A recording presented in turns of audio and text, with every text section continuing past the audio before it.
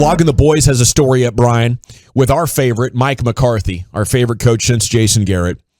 And the premise of this article that got some pretty good discussion today across Cowboys Twitter was, is Mike safer than we might think? Probably is. And I hope not. I just think, wasn't Jerry so disappointed last year in how it ended? And he did that interview with Sean and RJ. It really sounded like, and then I think he went and tried to get Sean Payton, but Sean Payton didn't want to come. So he had to come back a week later and be like, oh yeah, Mike McCarthy's our guy. I don't know where you guys are making this stuff up. You know, I do believe Garrett was a special situation. And if you look at all the other coaches, he has been willing to move on from everybody. Yeah. So, you know, with Mike doing that Rich Eisen podcast on top of that as well, I think you have to consider that, you know, Jerry doesn't consider Mike McCarthy a super loyal guy that can sort of buy you some patience with Jerry Jones either. I'd be surprised if, you know, Mike McCarthy is the head coach of this team in 2023. Yeah, I think there's the thing that might deter that type of thought is the fact that Jerry Jones' age. You know, if you tell me that you're the Dallas Cowboys and Dak Prescott plays just okay, you know, he's okay, and they can't run the ball, and there's a struggle, and the offense looks bad, and you know they just can't get anything going. They can't make it work with him like they did for 8 weeks last year. Maybe this is Jerry Jones would be saying, you know, I don't have time for this. No, I'm not going to be here. I need a problem solver now. And the fact that Sean Payton is no longer in New Orleans and is out there and available, you know, that might be the one thing that Jerry says, you know, damn it, I don't care what anybody in this organization says. I'm going to go get this guy. Mm-hmm. I'm going to find a way to make it work. You know, and maybe it is. Maybe it's a package deal with Dan Quinn and a Sean Payton type of thing. But Jerry Jones, if Jerry Jones was my age, 58, running the team, and you feel like you have opportunity to, you know, maybe some longevity to see this thing through. But at his advanced age, you know, you're not guaranteed tomorrow. None of us are.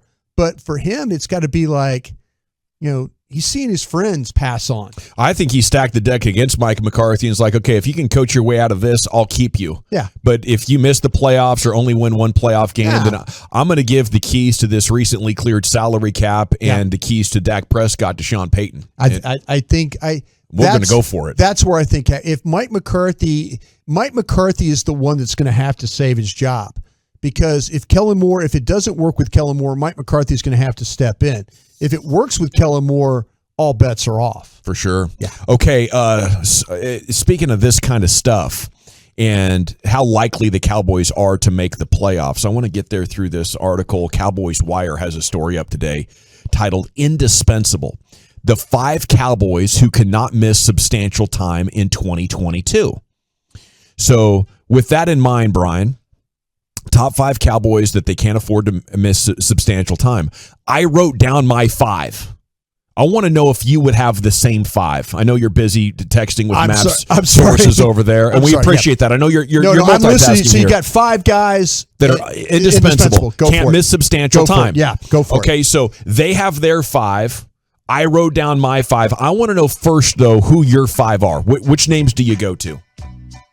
I kind of feel like even though they won a game with Cooper Rush, I think the quarterback. Yes. I think that you can't play without CeeDee Lamb at wide receiver. I don't think you did play a game without Zach Martin, but you won the game. I'm going to say you can't play without Micah Parsons. Yes.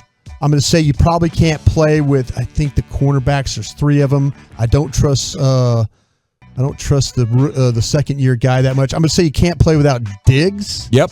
Is probably what I'm going to do. That's your first 5? I actually gave you 4, I think. You didn't do Zach Martin. I didn't do Zach Martin because let's throw Zach Martin in there. I'll say Zach Martin. Is there anybody else besides Zach Martin? You know what? I'll flip Zach Martin out of there. I'm not sure with the way they play with Curse that plays in the nickel and those down packages on defense and him not missing any tackles. I'm going to say they can't play without Curse. He is amazing and maybe underappreciated. Yeah. I was surprised there wasn't more of a market for him. Okay, so those are your 5. I had the 5 with Zach Martin. Okay. Cowboys Wire had the 5 with Zach Martin. Okay. There is a massive drop-off from Zach Martin's pedigree to where J-Ron Curse is and the free agent dollars. So to me, I think this story and the exercise we do to get to our 5 players really shows explicitly how much of a team this whole is in compared to contenders. They have 5 good players.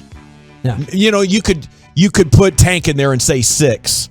The contenders in this era, the Bills, the Rams, the Buccaneers, they're at 10 to 12 really good players on their team. And the only way the Cowboys get there is if they have rookies and second-year players come out of absolute nowhere. So looking at that, Brian, Randy gone, Lyle Collins gone, Amari Cooper gone, Tyron Smith getting older, maybe Zach Martin getting older. I'm looking at it like maybe I need to be thinking 8 or 9 wins instead of 9 to 11. I was thinking more of the 9 to 10 variety. I do think the division is going to be better, and I think the division is going to be tougher overall. And I think that there's those Hagee and Bobby, nice term, floater games. Those floater games, Tampa, Cincinnati, Green Bay, those games. Those are tough games. Those floater games are tough. And so, and if the division is better, then that you're going to need all those hands on deck for sure. For sure. And I think you can have guys step up. But right now, looking at it going into training camp, I'm not going to pick them to win the division. I'm going to go there. I've gone back and forth because I want to get to Oxnard. Sure. And I want to see. Fair. And I'm not trying to ride the fence. I just want to see how they're going to play left guard, left tackle, how they're going to rotate those right defensive ends. Because if it's not like I think it needs to be, then I probably will dance with you on that. Well, and the Cowboys have the best quarterback in the division. Sure. And that's my hope. But they had the best quarterback in the San Francisco game and lost. Yeah. Well, we need Ridgeway, the rookie big run stop and defensive tackle, and Osa, the second-year pass rushing defensive tackle, to be amazing. That's what we need. And then you could actually talk about the offense can struggle, and this defense is just going to let you win games with 18 points.